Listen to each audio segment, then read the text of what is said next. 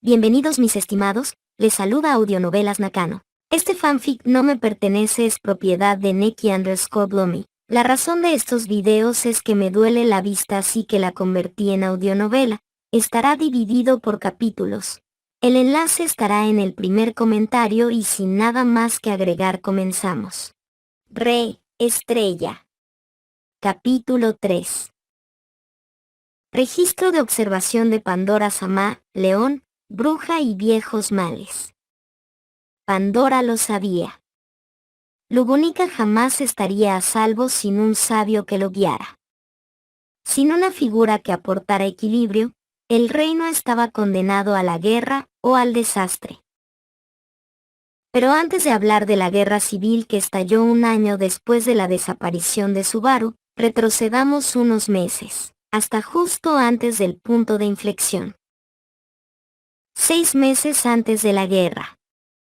6 meses después de que Subaru desapareciera del mapa. Autor: esta parte ocurre después de los 4 meses vistos en el capítulo anterior, justo tras el fragmento de Julius y los demás en el castillo. Durante los primeros meses tras la desaparición de Subaru, el mundo intentó continuar con su curso. Pandora, como testigo impasible, observaba desde su trono en el reino onírico mientras el héroe recorría tierras desconocidas, en busca de algo que ni él mismo comprendía del todo. A los 6 meses, todo parecía haberse calmado, superficialmente. Una mentira bien contada puede encadenar a una multitud de idiotas, susurró Pandora, con una sonrisa gélida, desde su trono flotante entre sueños y niebla. Roosevelt, incapaz de encontrar algún rastro de Subaru, propuso una solución menos honorable: inventar una historia para mantener la estabilidad. Y así, Emilia dio un comunicado público: Subaru se encuentra en una misión secreta. Hemos descubierto reliquias de la bruja que podrían poner en peligro al reino. Por eso, lo enviamos a él, ya a otros, a investigarlas lejos de aquí. La multitud aceptó la explicación. Al menos, la mayoría. Algunos escépticos no quedaron convencidos, pero decidieron aguardar. Por ahora. Los reyes. Ni Emilia ni Julius estaban hechos para gobernar. Sí, es cierto que Emilia había estudiado. Se había preparado. Pero le faltaba lo más importante: la experiencia. A diferencia de las otras candidatas, Cruz había manejado territorios. Felt tenía el respaldo de los barrios bajos y sabía moverse entre ellos. Priscilla conocía la política como quien respira. Y Anastasia había dirigido empresas como imperios y se había retirado rica a Kararaji, dejando el juego atrás. Emilia, sin habilidades prácticas ni asesores confiables, se encontró sola en un trono que no sabía manejar. Felt jamás la ayudaría, no después del asunto con Subaru y la traición a los barrios bajos. Cruz estaba debilitada, su poder político casi extinto. Priscilla jamás movería un dedo por Emilia. Anastasia ya no tenía interés en los asuntos de Lugunica. Emilia delegó, porque debía hacerlo. Pero todos aquellos en quienes confió, vieron una oportunidad. Y se aprovecharon. Poder, riquezas, favores. La corrupción se extendió como veneno, desde dentro del mismo castillo. Sí, tenía a Otto. Pero Otto, por más competente que fuera, no podía hacerlo todo solo. Julius.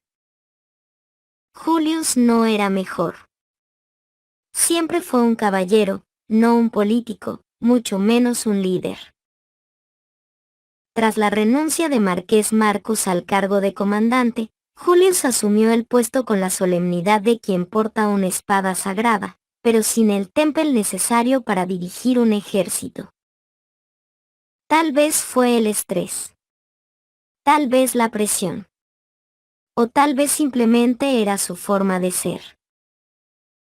Julius intentó imponer sus ideales del caballero perfecto sobre los demás, estrictos, exigentes, casi inhumanos.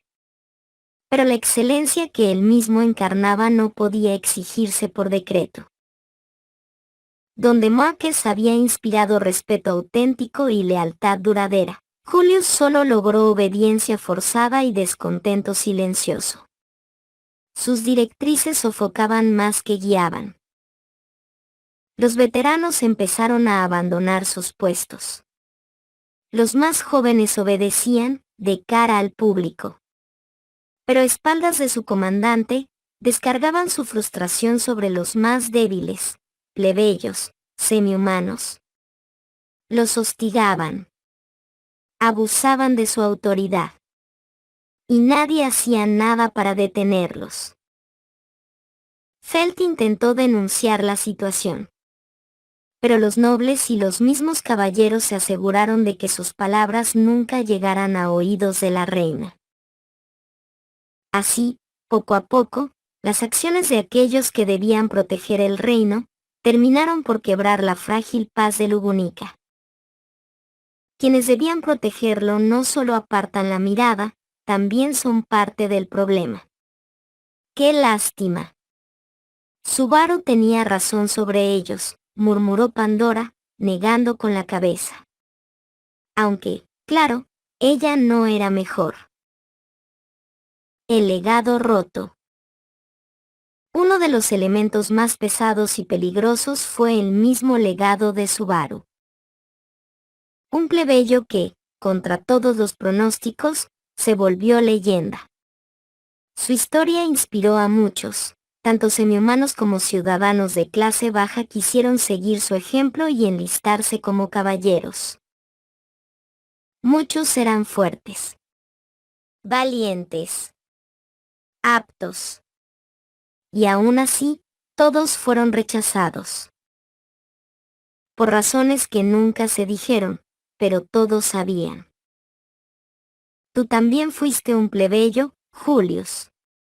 Y aún así les das la espalda a los que fueron como tú. ¿Fue el poder lo que te pudrió el alma, o fue Emilia?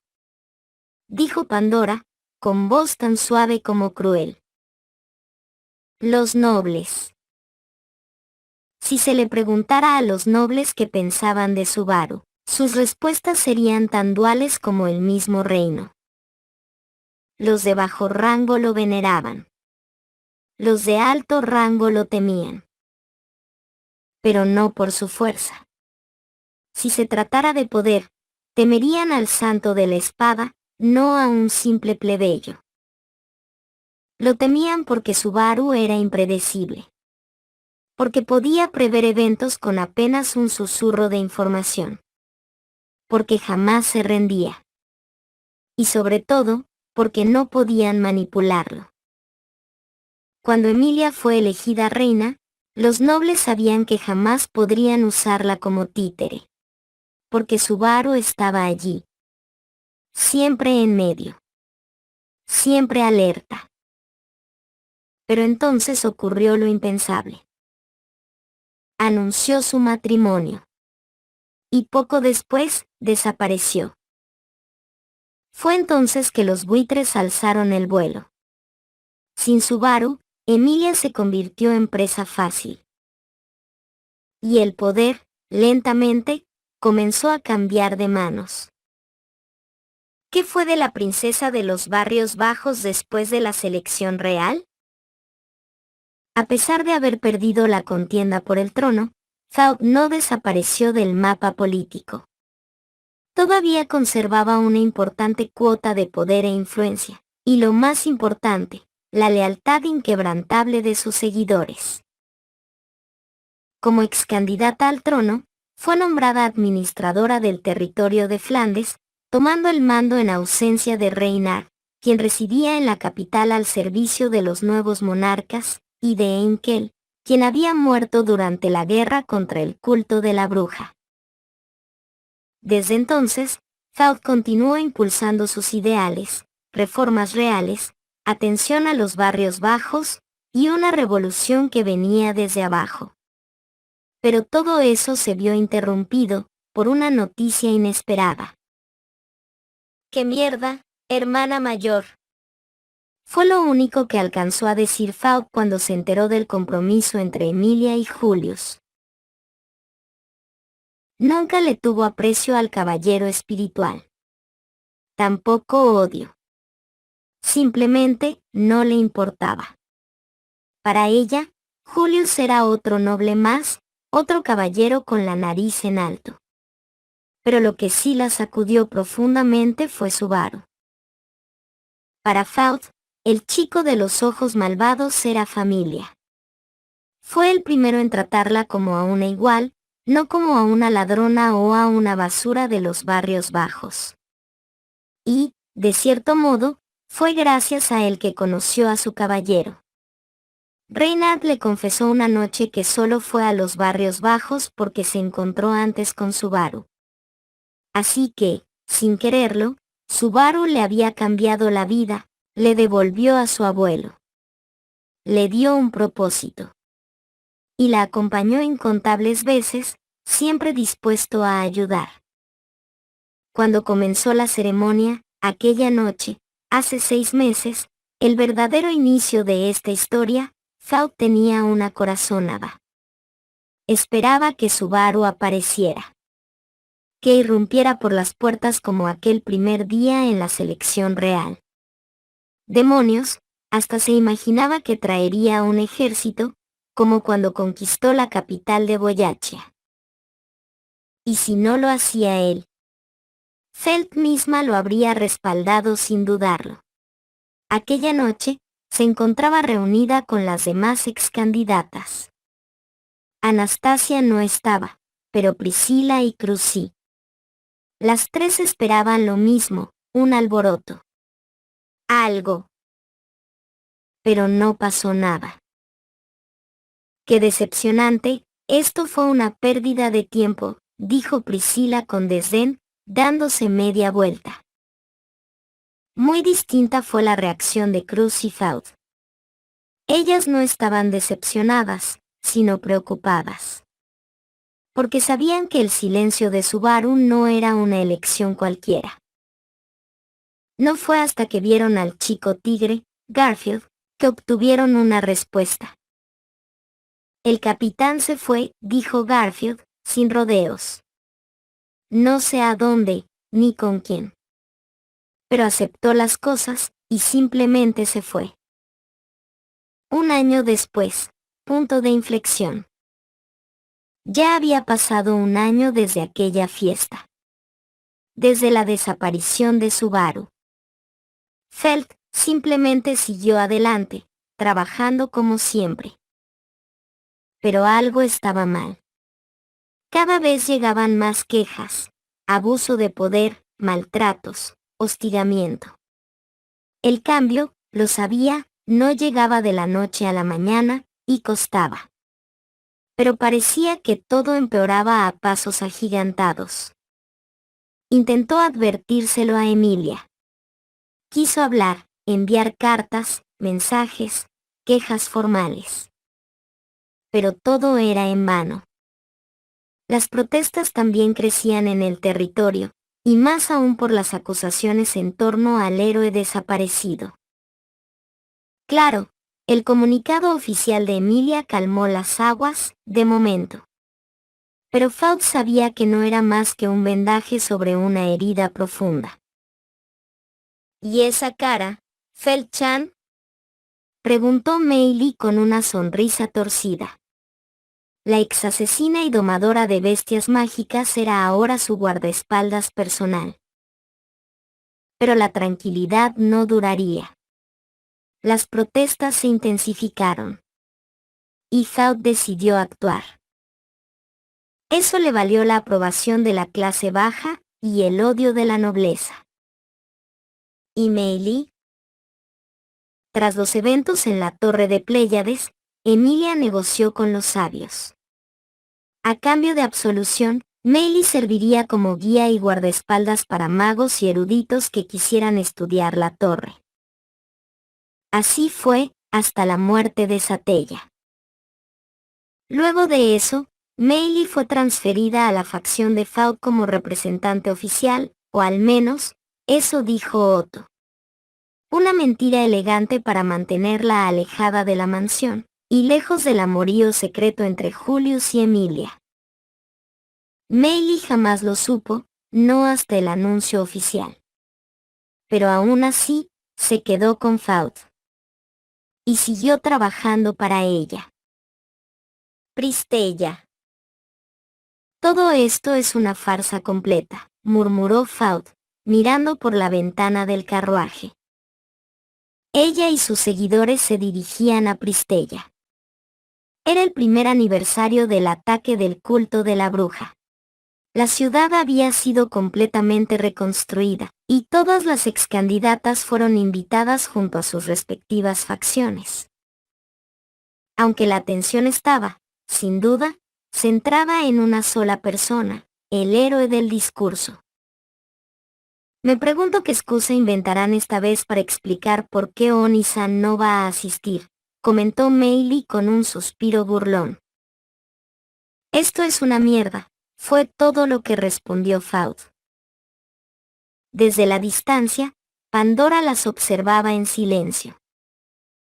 El escenario perfecto para el desastre, musitó, negando con la cabeza. Y el pequeño león, el descendiente de Farsale, está a punto de explotar. Las piezas estaban en el tablero. Solo hacía falta un detonante. Y entonces, todo acabaría. Antes había estabilidad, pero ahora no hay nada. Nadie que los mantenga a flote, susurró Pandora mientras observaba una flor, arrancada de una terraza en una de las casas de Pristella. La noche había caído sobre la ciudad del agua. Las excandidatas, en otros tiempos aliadas, ahora se hospedaban en lugares distintos. Ya no podían tolerarse. Y mientras tanto, en las sombras, las conspiraciones se cocinaban. En un callejón apartado, 4 figuras se reunieron en secreto. Desde lo alto, Pandora las observaba en silencio. Las esposas de Regulus cambiaron de amo, pero, aunque hayan sido víctimas de su codicia, eso no las convierte en santas, murmuró mientras se asomaba desde la terraza. Una de ellas, de cabello azul, era una de las exesposas sobrevivientes de Regulus Corneas. Tras la caída del arzobispo, Emilia la acogió para servir en el castillo como sirvienta. Antes de eso, su historia había sido otra, una apostadora compulsiva, endeudada hasta el cuello. Vendió a su propia hermana para salvarse, y Regulus fue quien la rescató de sus cobradores, para luego encerrarla en una vida de abuso y sumisión. Se podría decir que es karma, dijo Pandora, dejando que el viento se llevara sus palabras. Durante un tiempo, tras ser liberada, vivió con rectitud. Pero la vieja adicción volvió. Se juntó con malas compañías, acumuló deudas otra vez, y finalmente, para salvarse, aceptó un trato: espiar dentro del castillo real. No era la única.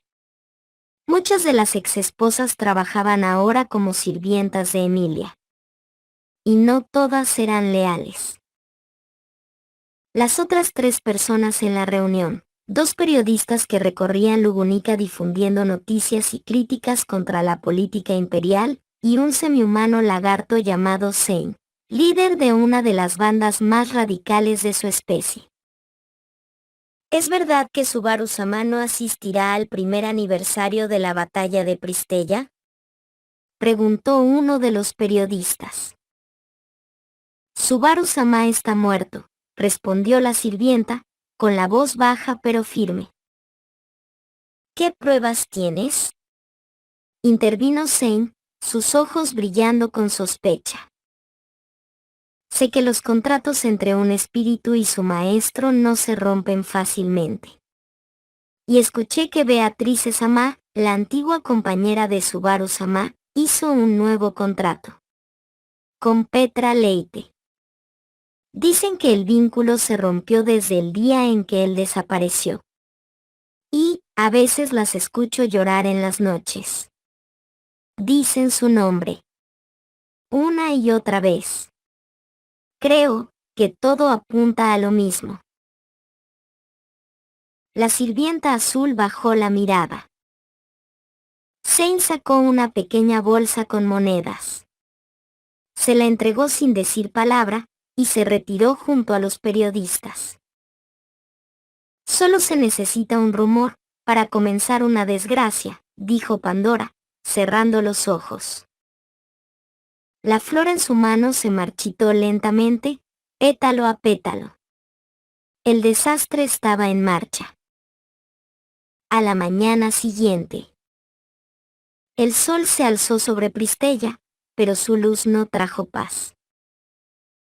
Emilia pronunció su discurso. Palabras de esperanza, reconstrucción, unidad. Pero no hubo aplausos. No hubo vítores. Solo un silencio denso como el humo. Entonces, un periodista dio un paso al frente. ¿Es verdad que Subaru-sama está muerto? Una simple pregunta. Una chispa. Y el desastre comenzó. Rojo. Muerte. Destrucción. Rojo. Muerte. Destrucción. Rojo. Muerte. El rojo del fuego y la sangre inundaron a Pristella. El desastre se expandió como pólvora al viento. Emilia, con la voz quebrada pero la decisión firme, dio la orden: Reynard, suprime a los rebeldes. Y él obedeció, tal como se le pidió. El santo de la espada, invicto, desenvainó su hoja. Y comenzó la masacre. Semihumanos. Humanos. No hubo distinción. Todo aquel que se interpusiera, fue cortado. Pandora, como un espectro, se deleitaba con el calor de las llamas. Observaba desde lo alto mientras la ciudad ardía. Mientras el invicto se teñía de sangre, bajo la atónita mirada de su antigua ama. Felt miraba todo con horror. El mundo se caía a pedazos frente a ella. Su garganta seca, sus piernas inmóviles. Su caballero, su esperanza, ahora un verdugo. Lo siento, Felt-chan, pero tenemos que irnos, dijo Meili con urgencia. La tomó por los brazos y la arrastró consigo, protegidas por los tres idiotas y el mago Etso. Felt no dijo nada. No podía. Y así, este segundo desastre de Pristella fue el punto de inflexión. La chispa final que encendió la Segunda Guerra Civil de Lugunica. ¿Y qué fue de Garfield? ¿Qué fue del hombre tigre? Desde que abandonó la facción de Emilia, casi al mismo tiempo que la desaparición de Subaru, Garfield se dedicó al oficio de mercenario. Se unió a los Colmillos de Hierro, liderados por su esposa, Mimi. Juntos se trasladaron a Kararagi, llevándose consigo a sus medios hermanos, su madre y su padrastro. Allí, en las tierras del comercio y el caos, Garfield se ganó un nombre. Fama. Poder. Respeto. Ahora, observaba el entrenamiento de los nuevos reclutas. Docenas y docenas de hombres y mujeres vestidos de blanco. Las fuerzas crecían cada día. Y eso era porque Anastasia ya no era solo una candidata. Cuando terminó la selección real, Anastasia no se rindió. Con una puerta artificial creada por Roswaal, su esperanza de vida se extendió. Y con eso, sus ambiciones. En poco más de 6 meses, se apoderó de todo Cararaji. Y ahora, en el gran ayuntamiento principal, Anastasia alzaba una copa de vino. Sonreía. Hemos forjado un imperio, murmuró. Y el mundo se preparaba para la siguiente jugada. ¿Estás segura de esto, Ana jefa? Preguntó Ricardo, su voz cargada de duda. Absolutamente, respondió Anastasia, sin titubear. Empezaremos por Lugunica. Está débil, fracturada. ¿Y qué hay del santo de la espada? ¿Y del dragón volcánica? Replicó Ricardo, conociendo el poder de aquellos titanes. Alibel accedió a ayudarnos. Además, tenemos al gran espíritu del viento de nuestro lado. También hemos invertido en nuevas armas capaces de contenerlos, dijo mientras giraba su copa lentamente en la mano. Ah, es una lástima que Natsuki-san se haya ido. Hubiera sido un gran aliado. Estoy segura de que podría haberlo convencido de perseguir venganza contra Julius y Emilia. Ricardo frunció el ceño. ¿Estás segura de querer ir en contra de esos dos? Sí. Cometieron errores. Pero, como pasamos tan buenos momentos juntos, les perdonaré la vida. Solo eso. Los conservaré a mi lado. Ricardo observó a su señora. Ya no era la misma Anastasia que conoció. Algo dentro de ella se había transformado, o quizás revelado. Aún así, seguiría caminando a su lado. Hasta donde pudiera. Oscuridad. Negro. Solo negro. Un vacío de oscuridad infinita. No había materia, ni luz, ni sonido. Solo el abismo. Y en esa nada estaba ella. Sentada. Desnuda. Sola. ¿Cuánto tiempo había pasado allí? ¿Segundos? ¿Horas? ¿Semanas? No lo sabía. No lo recordaba. Solo sabía que existía. Pero no sabía quién era. Hasta que el silencio fue quebrado. Pasos. 1, 2, 3. El velo de sombra se abrió, como niebla apartándose, y reveló una figura que no pertenecía a ese mundo vacío. Era una mujer. Cabello rosado con mechones azules. Vestido blanco, raído, como si hubiera sido desgarrado a mordidas. Brazos y piernas mecánicos. Y los ojos, vendados. Autor, este personaje no me lo invente, sino que es del juego Re:Zero Witches Resurrection, el cual cerró antes de presentarla y decirnos cuál es su lore, pero como su diseño se me hace bonito le sacaré provecho. El único pedazo de lore que tenemos de ella es nombre y que ella estaba relacionada con el fenómeno resurrección. ¿Quién eres? Preguntó la voz de la prisionera del vacío. Yo, soy la bruja de la envidia. Isolde. La otra abrió los ojos, o lo hubiera hecho, si pudiera.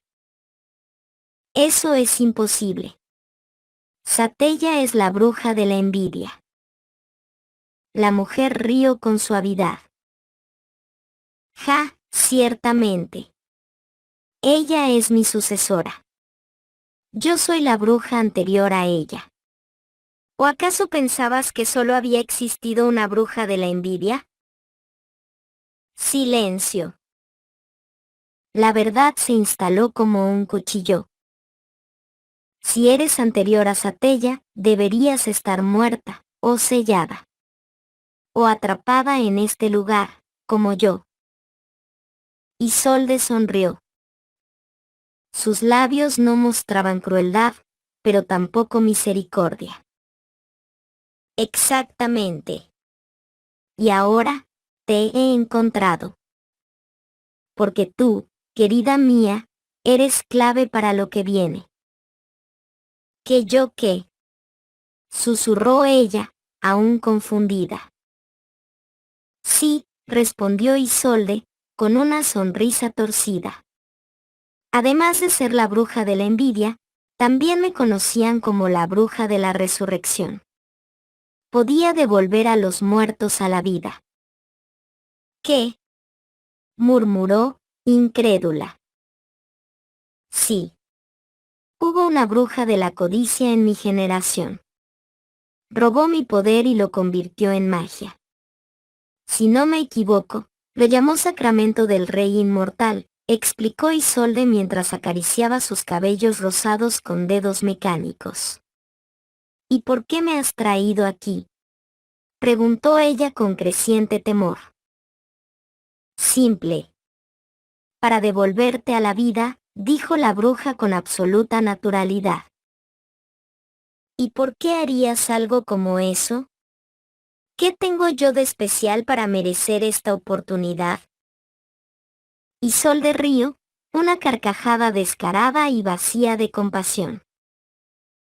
Tú no eres especial. Y no eres la única a la que reviviré. ¿Qué? Así es. Durante siglos, mis restos descansaron en paz, soñando con el amante que perdí. Pero se atrevieron a perturbar mi sueño. Así que decidí castigarlos. Estoy resucitando viejos males, para destruir sus reinos como en los viejos tiempos. La otra retrocedió, negando con la cabeza. Pero, yo no soy malvada. No sé quién soy, pero sé que no haré lo que tú deseas. Isolde encogió los hombros, indiferente. No solo resucité a viejos males, también a viejos héroes. Así el juego será más justo. Lo dijo como si hablara del clima. Y ahora, es tu turno de regresar al mundo de los vivos. Y con esas palabras, la oscuridad se desintegró. El vacío se llenó de luz, de colores, de dolor. Y entonces despertó. ¿Por qué estoy desnuda? Dijo, al sentir el aire fresco sobre su pie. Carretera Lifus, en el tronco sagrado del árbol flugel, un pequeño brote comenzó a crecer. Y en segundos, un nuevo flugel se alzó, majestuoso, tocando el cielo.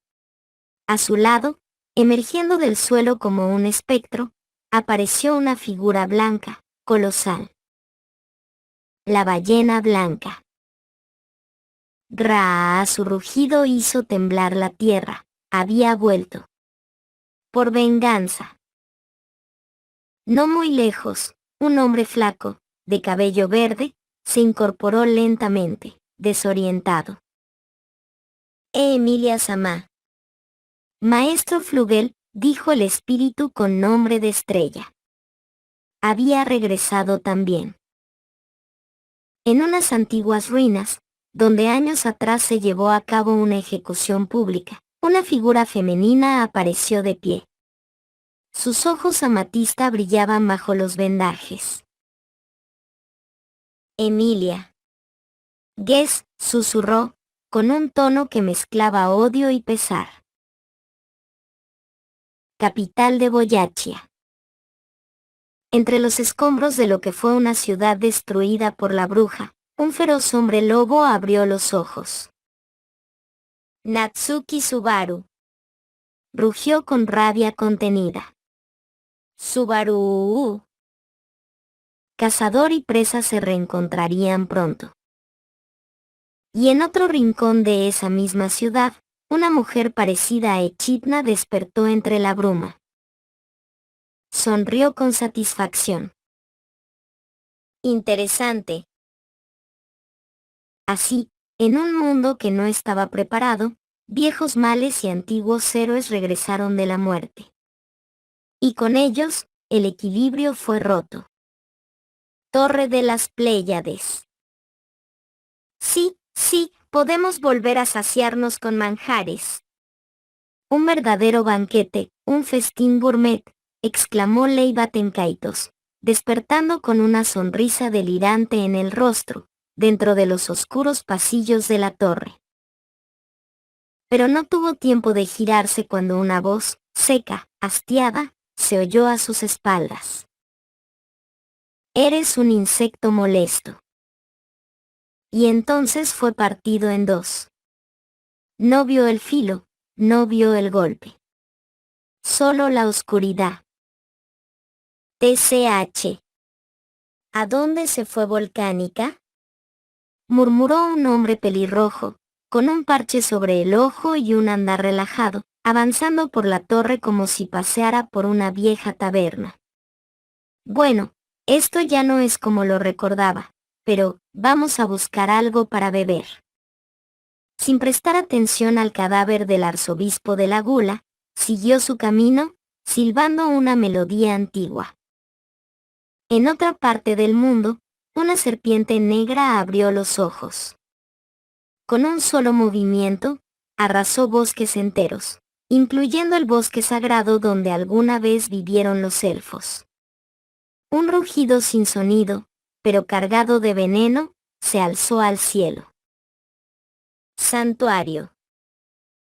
Las brujas habían escapado. Gracias a un antiguo hechizo que conectaba la Torre de las Pléyades con la entrada del santuario, burlaron la barrera perimetral. Ahora se encontraban en el viejo laboratorio de Echidna, el mismo donde una vez intentó conquistar la muerte. Cada vez te superas más con tus trucos, Echidna, dijo una voz masculina. La bruja del conocimiento se giró con rapidez. Encima de la cabeza de Carmilla, la temblorosa bruja de la lujuria, se posaba una pequeña lagartija azul con alas de murciélago. Era Volcánica, el dragón divino. Había alterado su forma para infiltrarse sin levantar sospechas. ¿Vienes a detenernos, Volcánica?, preguntó Echidna, desconfiada. A su lado, la perezosa Sekhmet se preparaba, lista para proteger a sus hermanas. Pero el dragón negó con la cabeza, calmado. No. No estoy aquí para detenerlas, más bien, para acompañarlas. Para asegurarme de que no cause daños innecesarios. Llámenlo libertad vigilada. Echidna entrecerró los ojos. Sabía que detrás de ese tono tranquilo se escondía una intención más profunda. El dragón tenía un plan. De tal dueño, tal dragón, susurró. Flandes. Feld caminaba entre filas de soldados, humanos y semihumanos con estandartes alzados. A su lado, Meili, el trío de idiotas, y su abuelo Rom, marchaban con firmeza. Alzó la voz con determinación. Estén preparados.